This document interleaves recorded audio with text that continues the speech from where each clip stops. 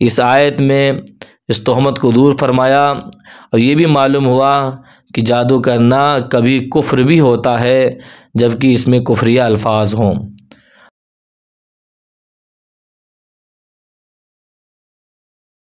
نحمدہ ونصلی علی رسولہ الکریم، اما بعد، ان اللہ وملائکتہ یصلون علی النبی یا ایھا الذین آمنوا صلوا علیہ وسلموا تسلیما۔ اللہم صل علی سیدنا و مولانا محمد معدن الجود والکرم وآلہ وآلہ وسلم، صلوا علیہ الصلاۃ والسلام علیک یا رسول اللہ صلی اللہ تعالی علیہ وسلم۔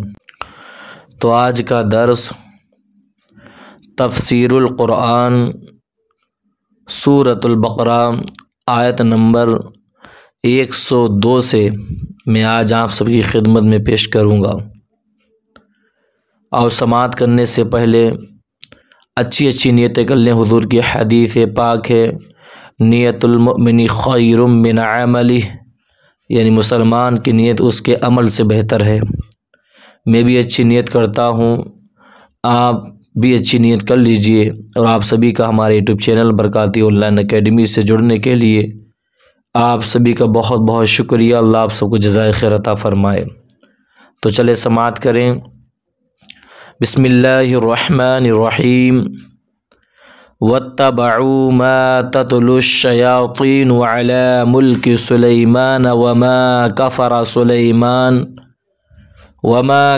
سليمان ولكن الشياطين كفروا يعلمون الناس السحر وما أنزل على الملكين ببابل هاروت وماروت وما يعلمان من أحد حتى يقولا إنما نحن فتنة فلا تكفر فيتعلمون منهما ما يفرقون به بين المرء وزوجه وما هم بضارين به من أحد إلا بإذن الله ويتعلمون ما يضرهم ولا ينفعهم ولقد علموا لمن اشتراه ما له في الآخرة من خلاق وَلَبِئْسَ مَا شَرَوْا بِهِ أَنفُسَهُمْ لَوْ كَانُوا يَعْلَمُونَ۔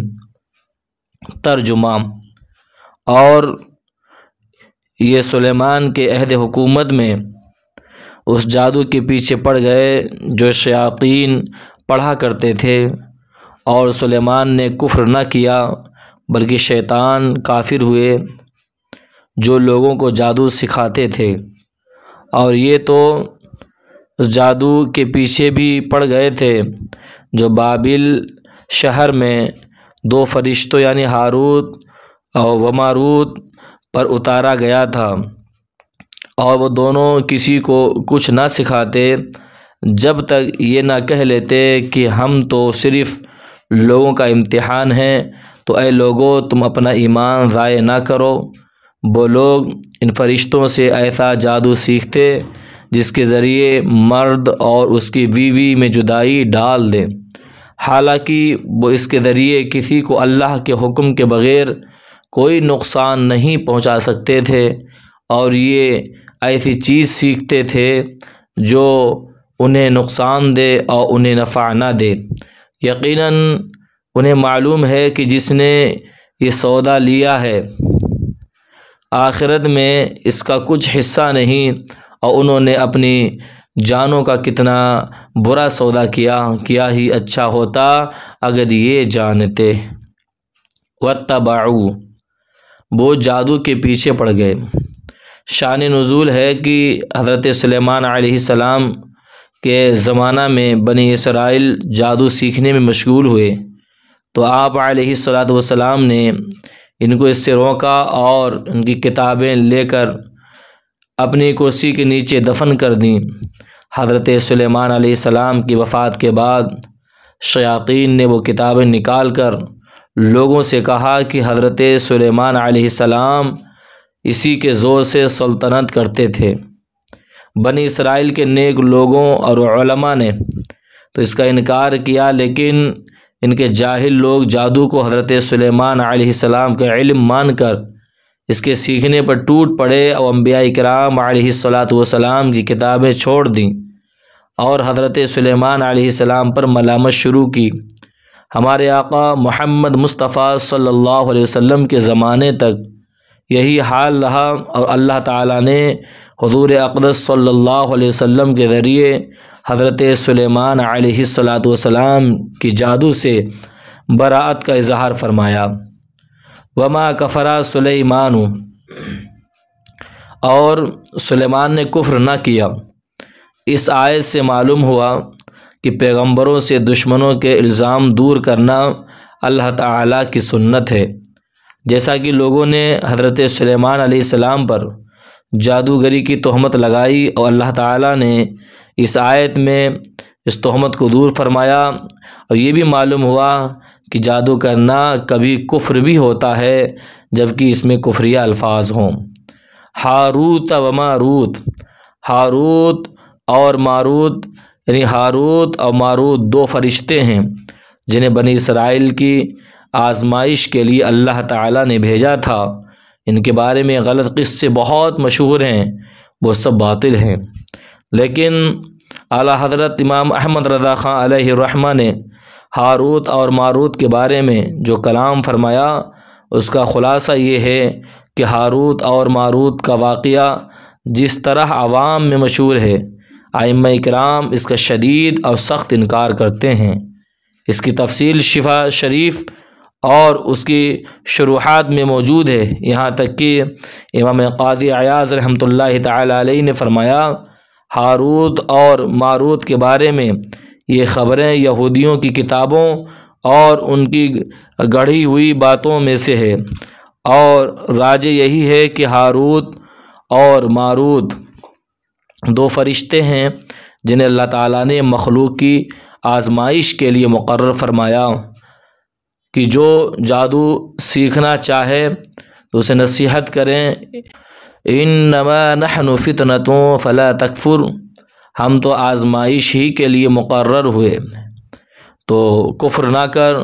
جو ان کی بات نہ مانے وہ اپنے پاؤں پہ چل کے خود جہنم میں جائے۔ یہ فرشتے اگر اسے جادو سکھاتے ہیں تو وہ فرما برداری کر رہے ہیں، نہ کہ نافرمانی کر رہے ہیں۔ فرشتوں کی عصمت کا بیان۔ فرشتوں کے بارے میں عقیدہ یہ ہے کہ یہ گناہوں سے معصوم ہوتے ہیں۔ اللہ تعالیٰ ارشاد فرماتا ہے لا یعصون اللہ ما امرہم ویفعلون ما یؤمرون۔ ترجمہ، وہ فرشتے اللہ کے حکم کی نافرمانی نہیں کرتے اور وہی کرتے ہیں جو انہیں حکم دیا جاتا ہے۔ وَهُمْ لَا يَسْتَكْبِرُونَ يَخَافُونَ رَبَّهُمْ مِنْ فَوْقِهِمْ وَيَفْعَلُونَ مَا يُؤْمَرُونَ، اور فرشتے غرور نہیں کرتے اور اپنے اوپر اپنے رب کا خوف کرتے ہیں اور وہی کرتے ہیں جو انہیں حکم دیا جاتا ہے۔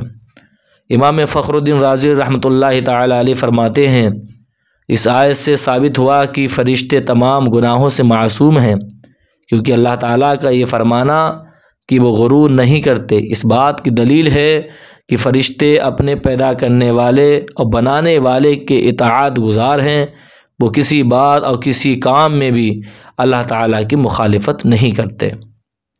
فلا تکفر، تو کفر نہ کر۔ ہاروت اور ماروت کے پاس جو شخص جادو سیکھنے آتا تو یہ سکھانے سے پہلے اسے نصیحت کرتے ہوئے فرماتے کہ جادو سیکھ کر اس پر عمل کر کے اور اس کو جائز و حلال سمجھ کر اپنا ایمان ضائع نہ کر۔ اگر وہ ان کی بات نہ مانتا تو یہ اسے جادو سکھا دیتے۔ جادو کی تعریف اور اس کی مذمت میں علماء کرام نے جادو کی کئی تعریفیں بیان کی ہیں۔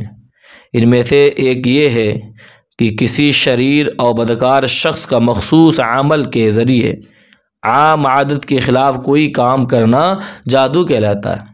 یہ تعریف ہے۔ جادو فرما بردار اور نافرمان لوگوں کے درمیان امتیاز کرنے اور لوگوں کی آزمائش کے لیے نازل ہوا ہے۔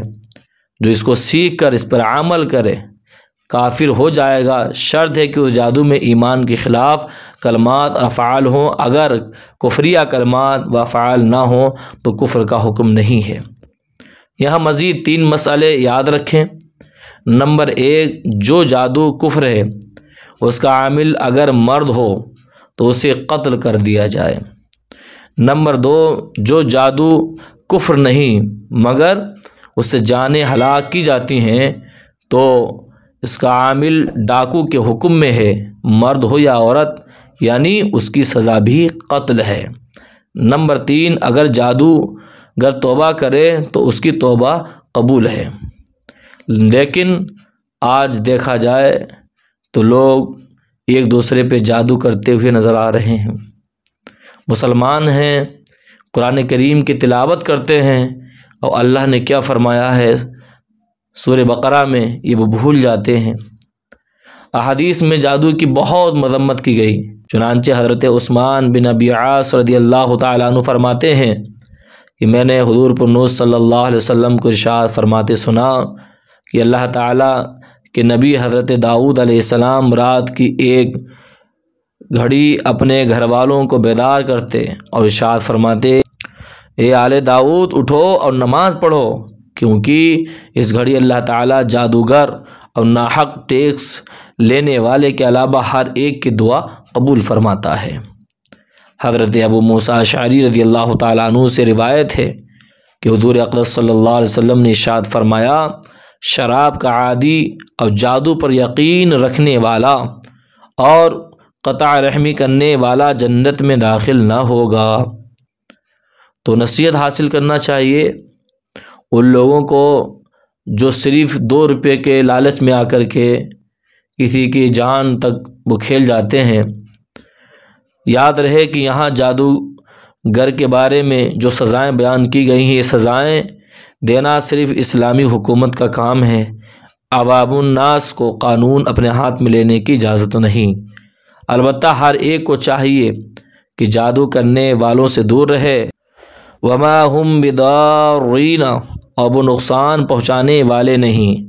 اس آیت سے چند مسائل معلوم ہوئے۔ نمبر 1، مؤثر حقیقی اللہ تعالیٰ ہے اور اسباب کی تاثیر اللہ تعالیٰ کی مشیت یعنی چاہنے کے تحت ہے، یعنی اللہ تعالیٰ چاہیں تو ہی کوئی شے اثر کر سکتی ہے۔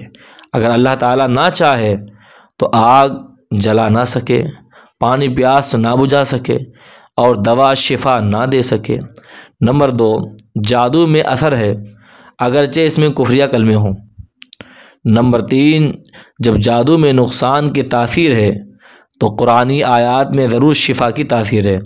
یوں ہی جب کفار جادو سے نقصان پہنچا سکتے ہیں تو خدا کے بندے بھی کرامت کے ذریعہ نفع پہنچا سکتے ہیں، جیسا کہ حضرت عیسیٰ علیہ السلام کا بیماروں، اندھوں اور کوڑھیوں کو شفا بخشنا خود قرآن مجید میں موجود ہے۔ تو آج کے درس کا یہیں پہ اختتام کرتے ہیں۔ تو اللہ نے سورہ بقرہ میں یہ فرما دیا، تو آج کے عاملوں کو بھی سورہ بقرہ آیت نمبر 102 سے سبق حاصل کرنا چاہیے۔